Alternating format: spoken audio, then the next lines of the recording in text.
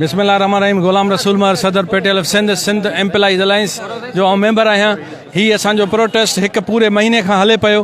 हिन महीने में पहिरियां असांजो ही प्रोटेस्ट हुयो त सिंध गवर्नमेंट 30% अलाउंस जेके ॿिया सूबा ॾियनि पिया, सिंध गवर्नमेंट असांजे सिंध जे मुलाज़िमनि खे न पई ॾिए। असीं ऐं ग्रुप इंश्योरेंस असांजो राइट आहे, हू असांखे न पई ॾिए, ॿिया सूबा ॾियनि पिया। ऐं मैनुअल फंड असांजो राइट आहे, पंहिंजो पैसो आहे, हू न पियो मिले। उन ख़िलाफ़ु असीं पंहिंजो प्रोटेस्ट जारी रखियोसीं। उन खां पोइ फिलफोर गवर्नमेंट जेको आहे सो असांखे पेंशन में जेका रिटायरमेंट में असांजी पेंशन मिली आहे उनखे वॾो असलात करे उन में वॾो कट हयो वियो आहे, जेको असांजे रिटायर मुलाज़िमनि जी ज़िंदगी मौत जो मसइलो आहे। हाणे जॾहिं असांजा हिकिड़ा हक़ ॿिया सूबा ॾियनि पिया, उहे असांखे न पिया ॾियो, वेतर असांखां जेको आहे पेंशन जो हक़ बि खसियो वियो आहे।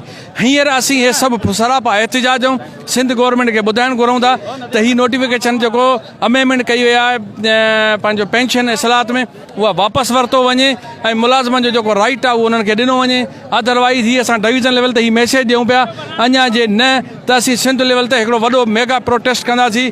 जेको बि उन में नुक़सानु थींदो उहो सिंध गवर्नमेंट जे मथां हूंदो। असां एसी ताईं पंहिंजे प्रोटेस्ट जारी रखंदासीं जेसीं त मुलाज़िमनि खे हक़ नथो ॾिनो वञे, DRA नथो ॾिनो वञे। हीअ एम्प्लॉइज़ अलायंस जे जेको पेंशन में कट लॻायो आहे उहो नोटिफिकेशन वापसि नथो वरितो वञे, एसी ताईं हीअ असांजो जेका जंग जेको आहे जारी रहे। अॼु जेको असांजो प्रोग्राम आहे, धरणो आहे, इहो डिवीज़न लेवल ते आहे ऐं असांजे मरकज़ी क़यादत इहो फ़ैसिलो कयो आहे त जेके पेंशन इस्लाहत गवर्नमेंट खे ॾियनि उन में असांजी पेंशन जी कटौती कई वई आहे। जेका 50% आहे उहो असांजो मुतालबो इहो आहे गवर्नमेंट ऑफ सिंध खां। असां ॿिनि डिवीज़ननि में अॻु में बि एहतिजाज करे चुका आहियूं, लाड़काणे में ऐं सखर में। अॼु असांजो टियों एहतिजाज जेको मिरपुर खास में आहे, उनखां पोइ सुभाणे हैदराबाद में, उनखां पोइ कराची में आहे। असांजो जेके पेंशन इस्लाहत, DRA अलाउंस, स्ट्रक्चर, ॿिया जेके बि असांजा सरकारी मुलाज़िमनि जा मुतालबा आहिनि, जेकॾहिं उहे गवर्नमेंट नथी मञे त मरकज़ी क़यादत जे हुकुम मुताबिक़ ऐं इंशाअल्लाह असां कराची में हिकिड़ो एहतिजाजी जेको धरणो हणंदासूं, सो उहो मुकमल जेसिताईं असांजा मुतालबा न वञा, एसिताईं असांजो धरणो जारी रहंदो, जेसिताईं असांजा मुतालबा हूंदा।